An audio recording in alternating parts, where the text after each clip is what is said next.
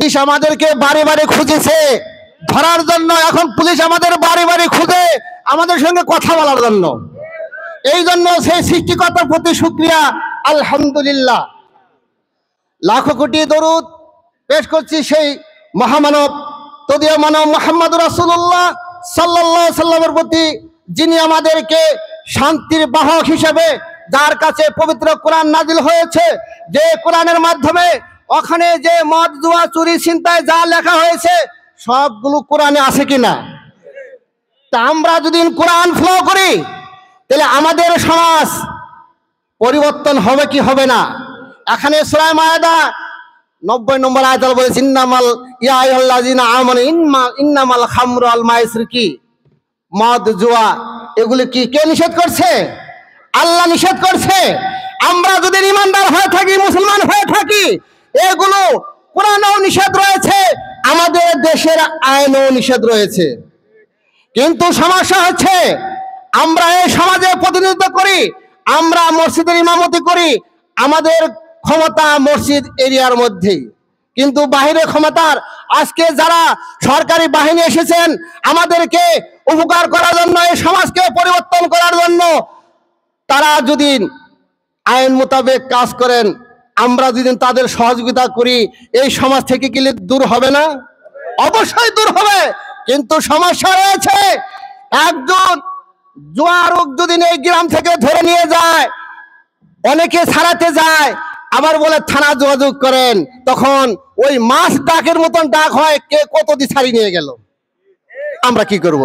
আমরা শুধু এই এলাকার একটা শত্রু হয়ে থাকলাম। এই এলাকা নাম বলবো না, আমরা সবাই জানি।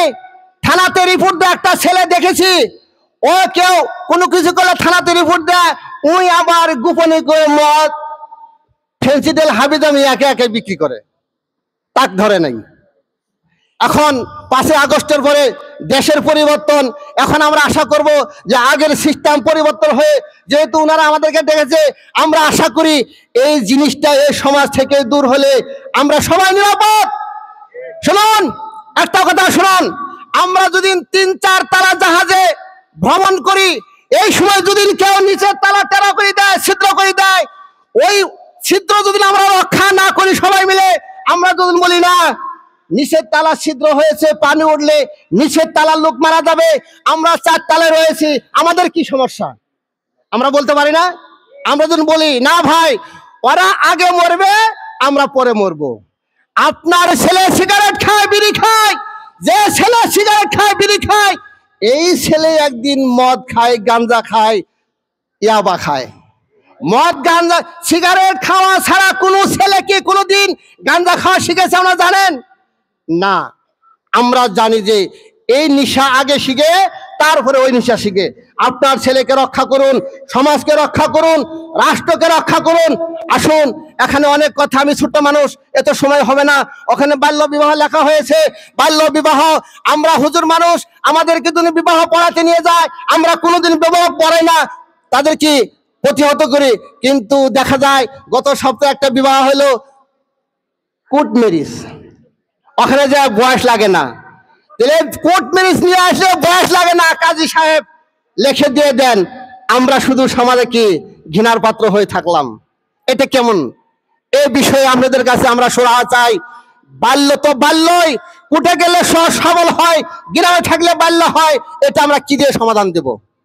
তাই সম্মানিত উপস্থিতি, আমরা 5 আগস্টের কথা বাদ দেই, এখন 5 আগস্টের পরে এই সনের কথা যেহেতু আপনারা আমাদেরকে আহ্বান করেছেন, আমরা আশা করি আল্লাহ আমাদেরকে তৌফিক দিন, আপনাদের সাহস দিন, আপনারা সরকারি আইন মোতাবেক আপনারা পরিচালনা করুন।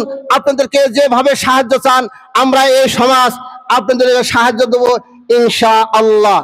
সবাইকে ধন্যবাদ জানিয়ে আমি আজকে এই বক্তব্য শেষ করি। সুবহানাকা আল্লাহুম্মা ওয়া বিহামদিকা আশহাদু আল্লা ইলাহা ইল্লাল্লাহু আস্তাগফিরুকা ওয়া আতুবু ইলাইক। আসসালামু আলাইকুম ওয়া রাহমাতুল্লাহি ওয়া বারাকাতুহু।